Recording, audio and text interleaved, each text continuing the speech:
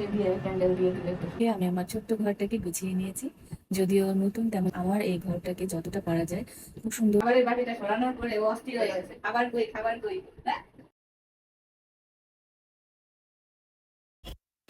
আজকে আমি আমার বেডরুমটা একটু গুছিয়ে নেব।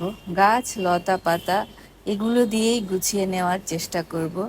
কারণ ঘর গোছাতে গেলে প্রতিদিন অনেক টাকার জিনিস কিনে ঘর গোছানো তো সবার দ্বারা সম্ভব না। নতুনত্ব থাকবেই, তারপরেও নতুন নতুন জিনিস কিনে সবসময় কিন্তু ঘর গোছানো সম্ভব হয় না। তাই এই তো গাছ দিয়ে আর পুরনো যে বোতল ছিল বোতলগুলোকে ধুয়ে পরিষ্কার করে দড়ি দিয়ে বেঁধে এবার ঘরটা সাজিয়ে নেব। সেই সাথে পথে ঘুরতে যেয়ে, গাছ কিনতে যেয়ে বিভিন্ন সময় ছোটোখাটো এই ঘর সাজানোর জিনিসগুলো যখনই দেখি টুকটাক কিনে রাখি। তো এই যে ড্রিম ক্যাচারটা আর হচ্ছে সাইডে ঝুলানোর এই হচ্ছে এটাকে কি বলে জানি না, এই ঝুলানোর এই ডেকোরেশন পিস দুইটা কিনে রেখেছিলাম।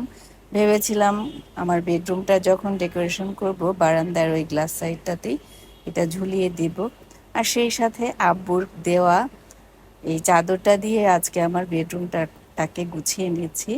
মূলত আমার আব্বু এই চাদরটা এনেছিল যখন সৌদিতে ছিল, ঠিক সেই সময়। এটা প্রায় 40 বছর আগের চাদর। আর এই চাদরটা আব্বু আমাকে গিফট করেছিল, আমি যত্ন করে রেখে দিয়েছি স্মৃতি হিসাবে। সবসময় যখনই কোনো অকেশন বা মনে পড়ে যে না আমি আমার বেডটাকে গুছাই, তখনই এই চাদরটা বিছিয়ে আমার খুবই শান্তি লাগে। ঘরটা যেন অন্যরকম একটা অনুভূতি কাজ করে, মনে হয় যে আব্বুর একটা ছোঁয়া আছে। দেখতে খুবই সুন্দর। আর সেই সাথে সোফার উপরে আড়ং থেকে আনা একটা ম্যাট দিয়ে সোফাটাকে ঢেকে দিয়েছি, কারণ অনেক পুরনো হয়েছে। আর এই সোফাটা অনেকটা আমার কায়রোর দখলে আছে। কায়রো এই সোফায় শুয়ে ঘুমায়, তো সেই কারণে সোফাটাকে একটু ঢেকে দিয়েছি। আর এই যে গাছ দিয়ে ড্রেসিং টেবিলের সাইডে একটু ডেকোরেশন করে নিচ্ছি।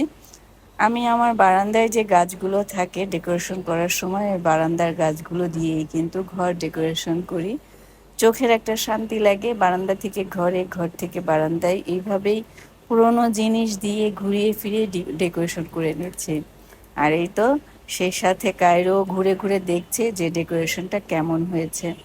আমার কাছে তো আমার ঘরটা খুবই ভালো লাগে। আমার কাছে মনে হয় যে এটা আমার একটা শান্তির নীড়। আমি প্রতিদিন নতুন নতুন ভাবেই কিন্তু আমার ঘরটাকে দেখি। আর আপনাদের কাছে কেমন লাগে সেটা অবশ্যই কমেন্ট করে জানাবেন। ডেকোরেশনের আরেকটা পার্ট হচ্ছে চা খাওয়া, ক্যান্ডেল জ্বালানো। তো সেই সাথে এই তো মাটির কাপ দিয়ে, ক্যান্ডেল দিয়ে, কাঠের ট্রে দিয়ে বিছানার একটা সাইডে রেখেছি। এবার বারান্দায় বসে উপভোগ করছি। বারান্দা থেকে ঘর দেখছি, ঘর থেকে বারান্দা। এই তো ছিল আজকে আমার রুম ডেকোরেশনের ছোট্ট একটা ভিডিও। সকলে ভালো থাকবেন, সুস্থ থাকবেন এই শুভকামনায়। আল্লাহ হাফেজ।